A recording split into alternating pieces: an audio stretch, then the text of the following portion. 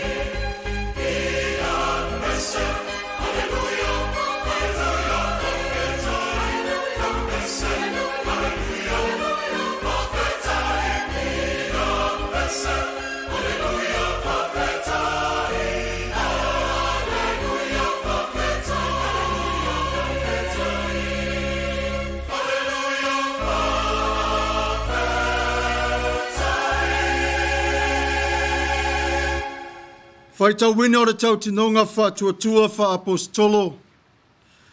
I le ngana wha Samoa e wha kasa. Ma le ngana wha Peritania, UCC.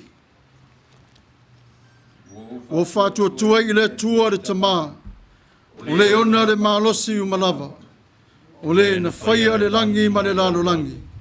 Ua o whai fo ia Yesu Keriso o lo na alo totasi le rutu. O le na whanau le ngang pa ia. Na whanau mai ia Maria le taupo. O le na puapua ngā tia I le pule Pontio Pilato. Sa wha sa taroina, sa maliu, sa tanumia. Na o ifo I se oli. O le aso tolu na to e tū mai ai na ie uoti. Na whioa e le langi. O lo monofo o ia I le tū tau o le tua le tama. ole e ona le malosi umalava.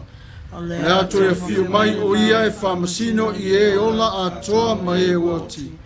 Wau whatua tua i le nganga pa ia.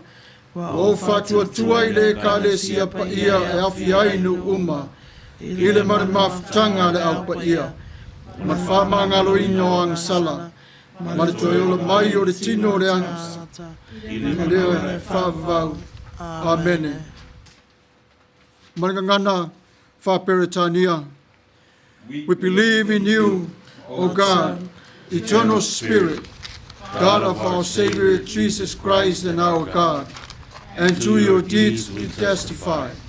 You call the world into being, create persons in your own image, and set before each one the ways of life and death.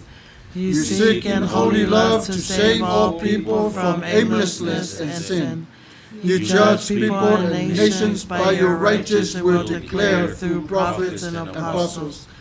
In Jesus Christ, the man of Nazareth, our crucified and risen Savior, you have come to us and share our common lot, conquering sin and death and reconciling the world to yourself.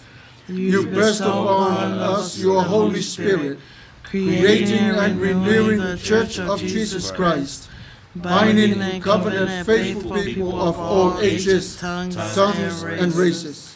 You call us into your church to accept the cost and joy of discipleship, to be your servants in the service of others, to proclaim the gospel to all the world and resist the powers of evil, to share in Christ's baptism and eat at his table, to join him in his passion and victory.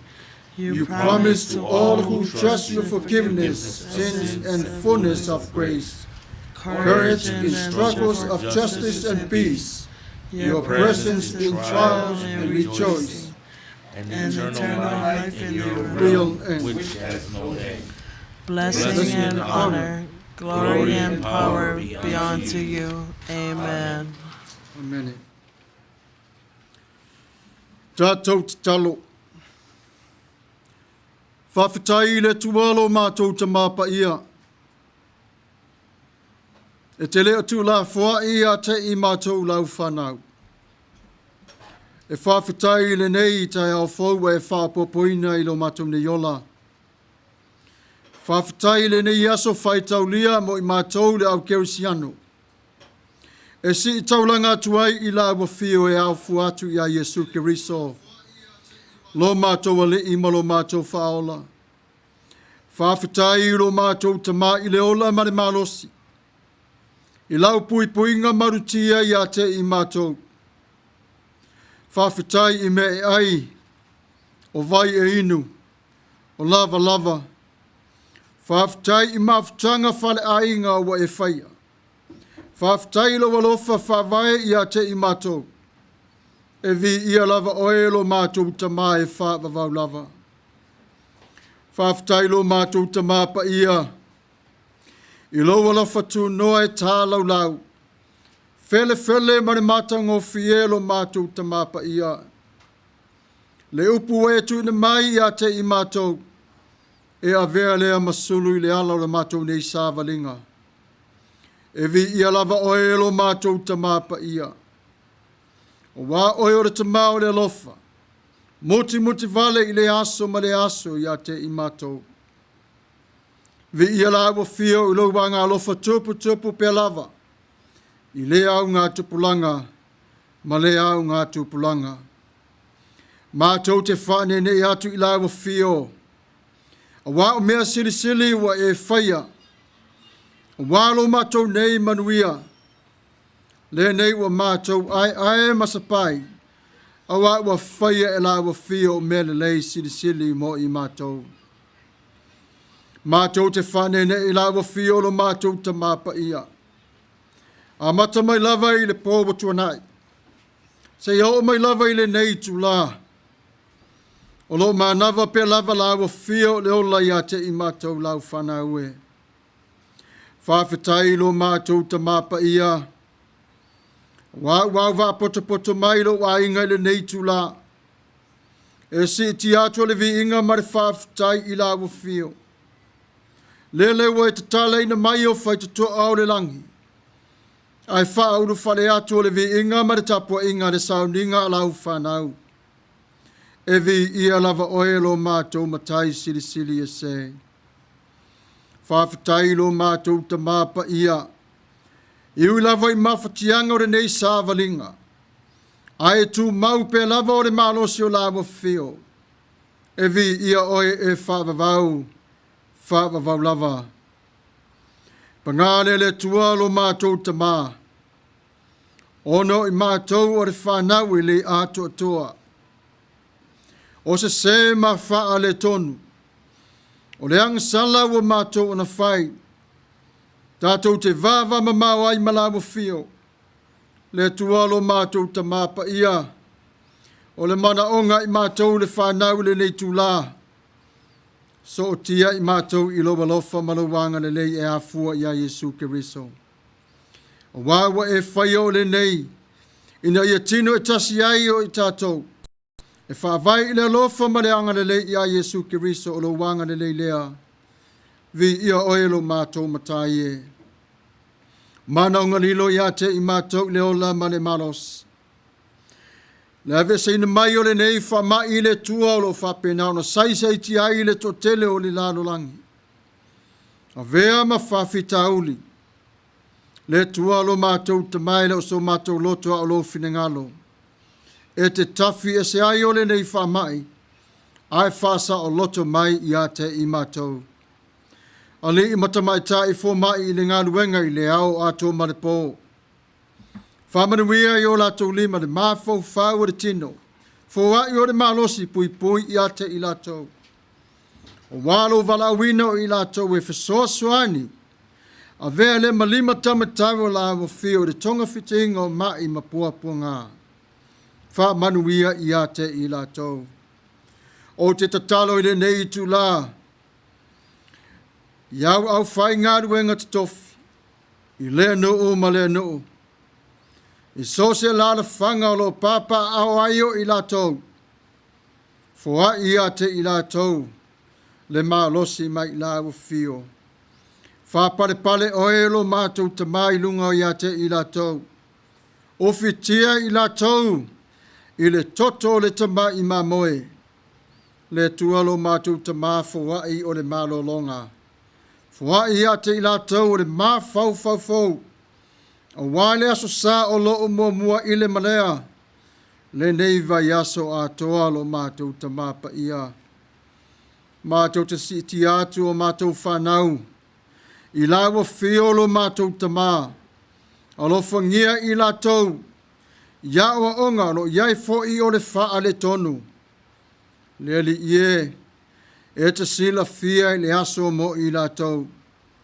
Au mai e lawa fio le wha aporo kalameina. A wale toe wha vaina o awa onga le whanawiti. Au le nei tu la.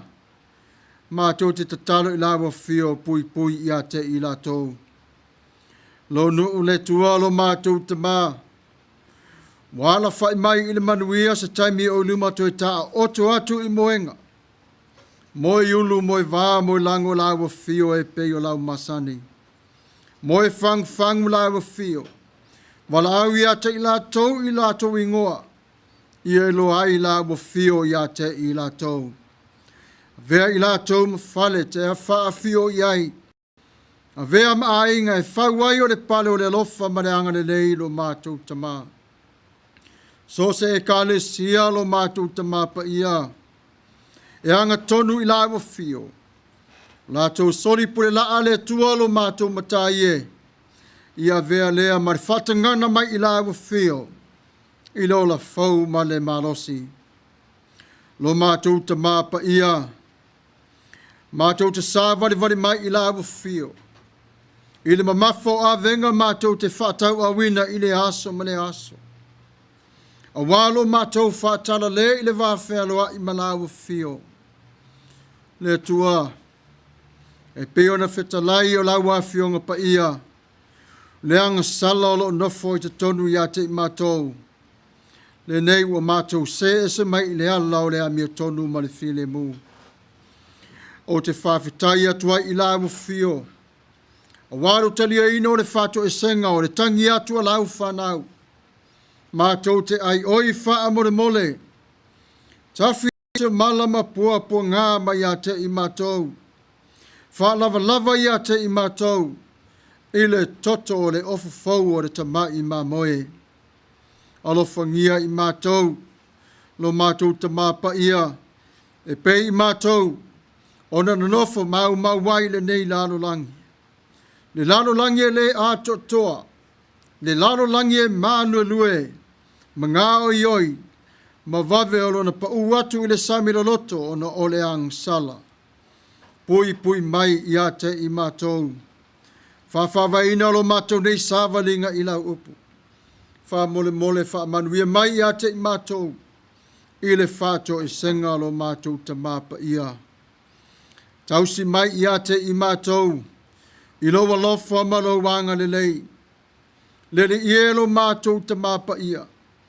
Alofa wha mangalo i mātou taito tasi. I le vā o le tasi i le tasi. Ina ia mātou o nei lo na tausi ai o le vā whea loa i malawa fio. Wha mangalo mai i ate i mātou. So se anga sala wa mātou whaia ma le loa. Le li ie wha mole mole. Whaia lo whinangalo. Wha ma wha mangalo mai i ate i mātou. Olu mataitai i le tua. Le lano langi i lo mātou ta māpa ia. I le nofo le mautonu i lawa fio. Le li ie. A vea o le nei talo. E whai le mau penga mo i mātou i le nei tula. Alo whangia la mātou nei talo i lo maota. I le nofo ali i o lawa fio. Le atuai. O leo la mātou whawhitai. Whamanu whanene tanga. Mana onga mara. Mātou i senga. O niso mea o le tā ua la mātou nei te talolo e si la fia. Ia whaia whapei o loa lofa ma lo wanga le lei. O leo la mātou nei te talo. E au walatu ia Yesu Keriso. Lo mātou wale i ma lo mātou whaola. Mātou te talo atuai. Amene. Tātou vivi atu i le tua i le pese o Sauniga.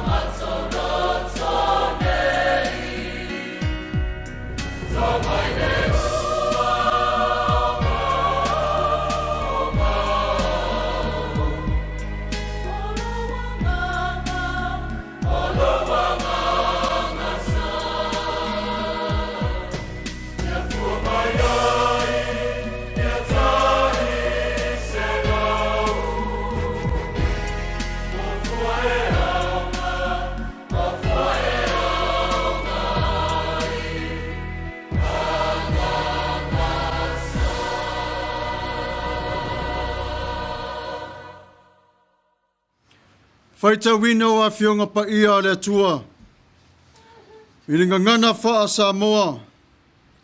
A faita wina le susunga i le awa o Tuilaepa fa fitaisua. Ilinga ngana fa Peritania. Ona faita wina le wharitua i a soli ulale. Faita wina a fionga pa ia le tua.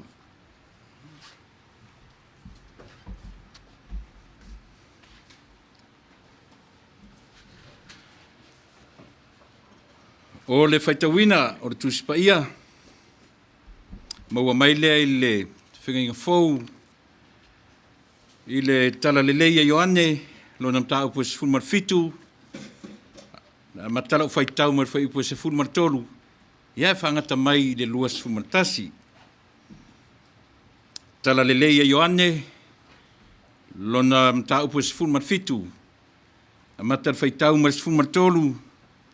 Hangata mai le whai upu e lua sumatasi. Whawhonga maia i le whaitawina o a whionga alo tātuari. O le nei, o te aru atu ia te oe, o te whai atu fo i nei mea a o iai au i le lalolangi. Ina ia maua e i lātou lo oli ia ato atohai i totonu ia te i lātou. Wa tu watu la wa fionga ia te ilatou. Wa ino fo i le lalolangi ia te ilatou. A wa eleni o le lalolangi ilatou. Fa pei o au. O te le so le lalolangi au. O te le o le atu. Ina ia e ave ese ia te ilatou i le lalolangi. Ia e tausi ia te ilatou mai le o lo leanga. E leni o le lalolangi ilatou. Fa pei o au foi. O te leso le lalolangi au. Ia e fa pa ia ina i latou i le upumoni. O lau fionga o le upumoni lea. Fa pei ona e awina mai au i le lalolangi. O fa pea fo ia au ona awina atu o i latou i le lalolangi. O te fa pa ia fo ia u mo i latou. Ina ia fa pa ia ina o i latou i le upumoni. E le whapito lau tatalo mo i lātou nei. A o i lātou foi, e whātua i a te au, ona o la lātou upu. Ina ia tasi i lātou uma, whapei o oe le tamā, o i totonu i a te au. Wa u foi o i totonu i a te oe. Ia tasi i lātou i totonu i a te ita ua. Ina ia taritonu le lalolangi, ua e awina mai au. Manuia tele mai le atua i le whaitawina o nā whiong pai.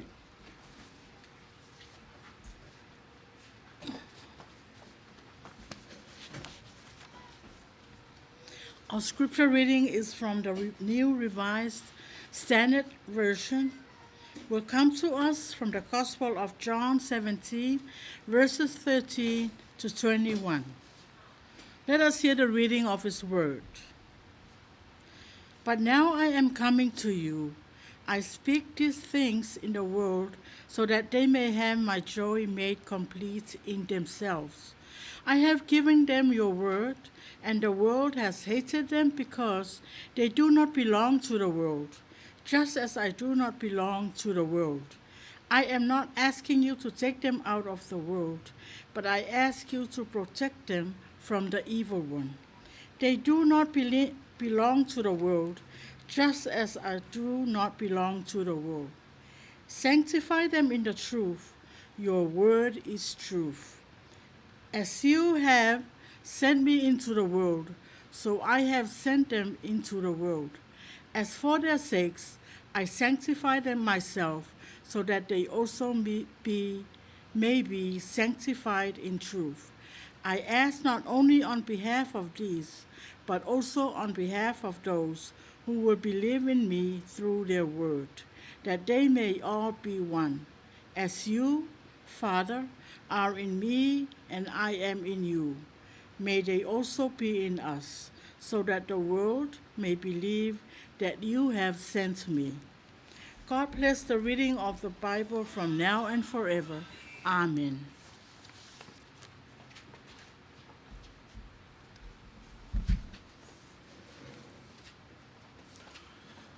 O le launga i le suafa o le atua le tamā o le alo ma le nganga pa ia. O le matua o le launga e whapea. O le upu e li liwai. Wa whailo mai e Ioane, o nisi nei o upu a Yesu i lana wha ma vaenga i ona au so. Wa ia ta talo mo lona au so ina ia pui puia ma marutia pe lava i le pui puinga o le tamā lofa. Ua sila fia Yesu, o le awhia ngai i la tau ma whawhita auli o le olanga, ono li sili o le lalolangi nei. A le upu, na te pui puia i la tau ma leo leo o la tau ne yala. E mawhai ai ona li liu le lalolangi e avea manofuanga tu mau, o le fina ngalo lo tātou tamā, a o lumanai o lona toia whio mai. O le upu fo ina te liliwina, la tātou vaenga i le lalolangi, e whawhawina e fo i lo tātou māwhau whau. O le nofuanga e mana o mia o le whaarotanga mai i le tua. O le whaamamafa o le tusitala mo i tātou e whapea, o le upu wai a te i tātou o le ola moni lava lea. O le whina ngalo whaavai lea o le tua. E leo se mea e tau whailo atu i upu matala. A o leo langa e tatau o na ola, i tātou ma whaatino e pei o le polo inga. O le tangata ua li liu e le upu, o le upu ua ola fo i tatonu o le tangata, ua vea lea ma mawhanau mawhutanga, i lea tua ma tangata tai i tō tasi. I le malea, o nuu o lala whangaman a fio anga. Na iei lau le fasili e whapea, o le ale upu. O le upo le a tātou malolosi ai le lalolangi nei. O le ola fau ia i a te i tātou. O le upu o le malo o le tua. Ua whai lea mangangana fau i a te i tātou. Ma upu whai ngā luenga wha apostolo. O le whinangalo leo o le tua i lo ai o le tua i le lalolangi nei. E sui ai fo i olo tā ua ne yola. O le au penga malosi ma le mana e ngā lua i te tonu, i lau soifua ma lau ne yola. Le upu o le ta yala lea, o lo tātou o lai i le lalolangi nei. Amu ia se tangata o ia talia o le upu, ma leo leo o langa ngangana, i le upu masavali i le upu moni o le whina ngalo o le tua. Motu ina mai i a te tātou le upu o le tua, tātou te sapai, ma o tātou o ne ngalulue whatasi ai, ai tātou te le mā lo ai. Ua whetalai Yesu, lo tamai, o le a o waruwatu i a te oe. Na o wao i la tau pei ona e a o mai i a te au. Peina e au mai o i le lalolangi nei, ua o tu i atu fo i la tau, ma le loto atu o toa, ma le anganga atu o toa, i le lalolangi. E peona e poloa i mai ai. Ua ta suru lau upu te tonu i a te i la tau. Whesoso ani i a te i la tau i taimi o puapu ngā ma whainta. O wale ngā luenga, e le whaingo fie, ona o le tele, o le anga sala o lo tupu mai, ona o le isili i le lalolangi nei. E tu lei mai pe lava le fili mana mai lei, ai a pui pea i a te i la tau i lo mana. O te leo te talo atu a te ave ese mai ta mai i a te i la tau. Peiona e wha malosi au mai i a te au. Ia wha pena foi oere te mai i a te i la tau. Pui ma marutia i la tau. Wha mai le tusia e perulu ma tau pe whao le whai upa se fulu ma le lua. A wā o lo ola le fionga pa ia le tua te tonu i a te i tātou. O lo matuanga lue foi. o lo sili fo i le maai i pelu, o mai whaatau vitua maai e lua. O lo vavai fo i, e o lava i vavai e saina o le loto ma le anganga. O ngau ngā tina fo i ma ano o iwi, o lo o whaasina fo i le manatu, ma fili filinga o le loto. Wale na o le tusi e upo le tua ma o tātou mālolo.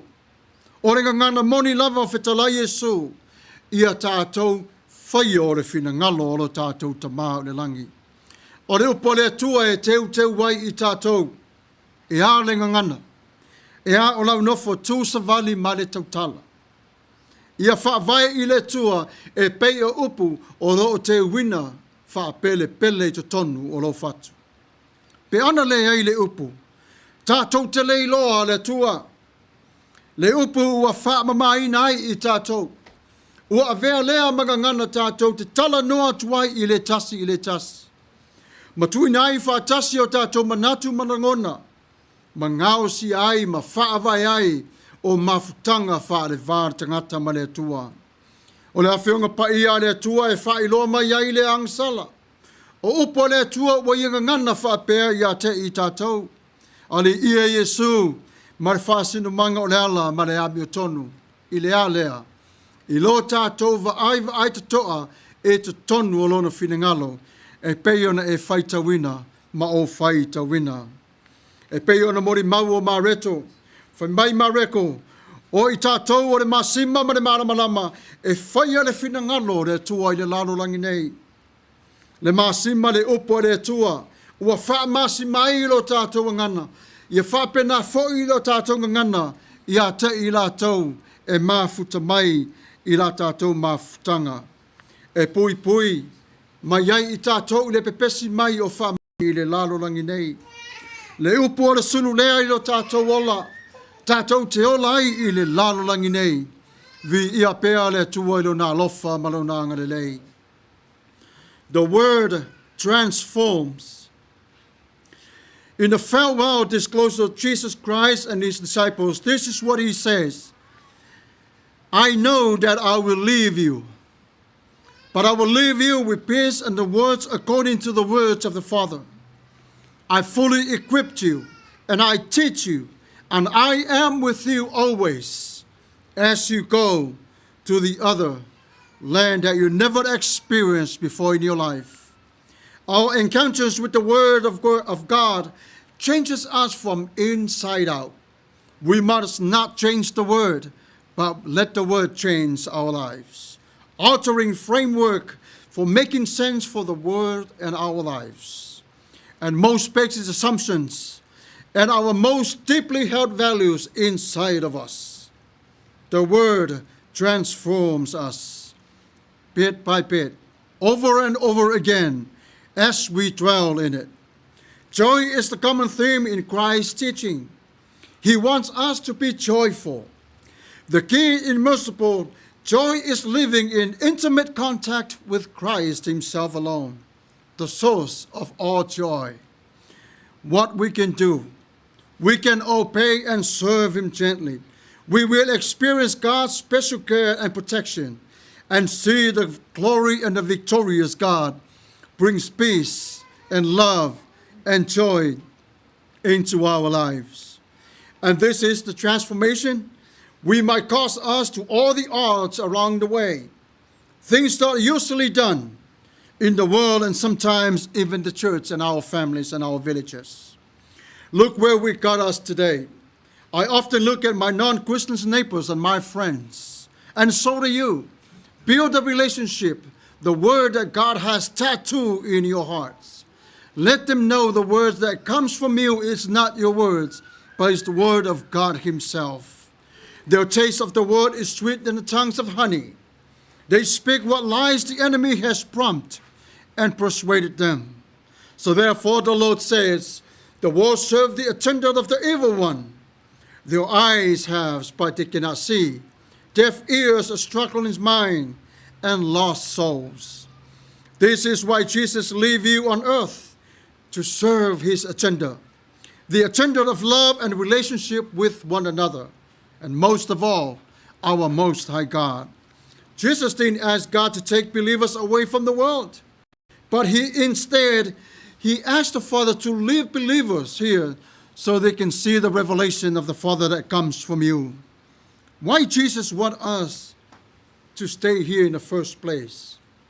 Because Jesus sent us into the world, we should not try to escape from the world, but should we not avoid all the relationship with non-Christians, but to build the relationship with God in the broken world. We are called to be salt and light, and we are to do the work that God called us to. The world follows Satan's agenda. But let me tell you this, Jesus wants you to follow his agenda. What is good for a trip and your car is overheated on the way? What is going to happen to your mission and calling when your spirit drowns down the road? Guard your heart in the Word of God. We are learners. We are disciples. We are here because God himself, who equipped us with his Word, is the sword of the light of God that is sharpened on both sides. That is the sword of judgment that cuts off evil and gives life to the good. We are here because we not come here by no accident, but it's God himself who called us. God is at work with the word regardless of labels of perceptions, but most of all, it humbles us. And it called us to ask whether there is yet more transformation to come in our lives by grace of God. The word is in our inheritance, not an object to put in a display case, but a living force that never stops making us new. We are to be salt and light. And where we are going today, Jesus sent us out to all over the world. Jesus prayed for all of us to be healthy in the Word of God. What do we learn today? When Jesus prayed, he prayed for unity for you and for me, protections from the evil one, and sanctified holiness with you and me. Knowing that Jesus prayed for us should give us confidence as we work for his kingdom. Jesus' great desires for his disciples was that they would become one in that very, very moment. He wanted them to be unified as power witness to the reality of God's love. Are you helping to unify the body of Christ, the church? You can pray for one Christians once a day. Avoid gossip and build each other up. Away from us our own language, and let's use the word of God that is speaking to us every single moment. Pray to the Lord to forgive. Pray to the Lord to give away whatever is your agenda and accept his agenda as of right now. We are Christians. We are called to go to love and to build a relationship. For example, each branch living in a union with the vine is united with all branches are doing the work together. That is one vine with many branches. May the Lord bless you all and keeps you in his name. Amen. Tātou vivi atu I le tua ilona vi inga wa Sauniga.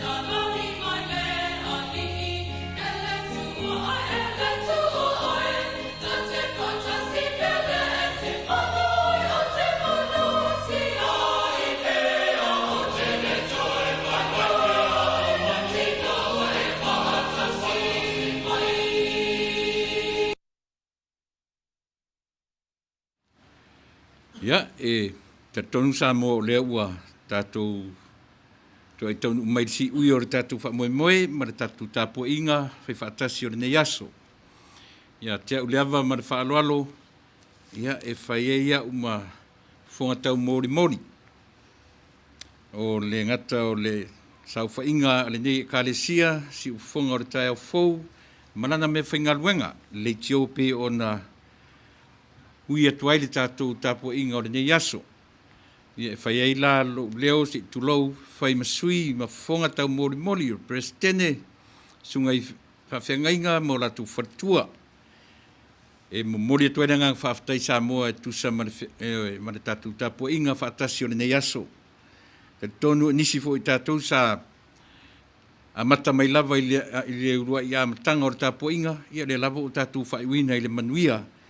E te tonu ia o maua se mea o ngā o le whi au fola o le nei aso. Ia o te manatu fui la leo ua tea i langiri whetūtai matangi. Pei o na whenga iele sunga i le li whai whi au, Samuelu Alopopo, Whangalilo, tua vau matawheo. Io e pe o sa whai mataitai o le tau samanga o le nei aso, mo li atu le ngang whaftai, lau sunga i whawhengainga, lau sunga i whai whi au. Nea ele ngata fo i lea, ia o i la ua o lo itua ia tātou computers, ia le nei aso, ia whapena fo i le sau whainga atoa lava, le si ufonga o le tai au fou, ia o lo tofu tangata, ma le wharesa o lo tāpua iai, i le nei aso. E peitai, ia o lo whaau au pea, ia le tātou tāpua inga, ia e a fua atu to tonu o le tātou whale nei. Melea, ia i le atua lona lava vi inga, e mori teimi nei, ia e momori atu le nganga whaaftai tā moa. Ia, whaapaolo mai o na ao alofa ma le anga lei, whi au ma ngā ruenga, o lo wha malu mai mo le nāwa yaso, io e Manuia tele sā moa, ia le tapena atu i whi au ma ngā ruenga o le nāwa yaso fou. Ia, soifua, mai Manuia.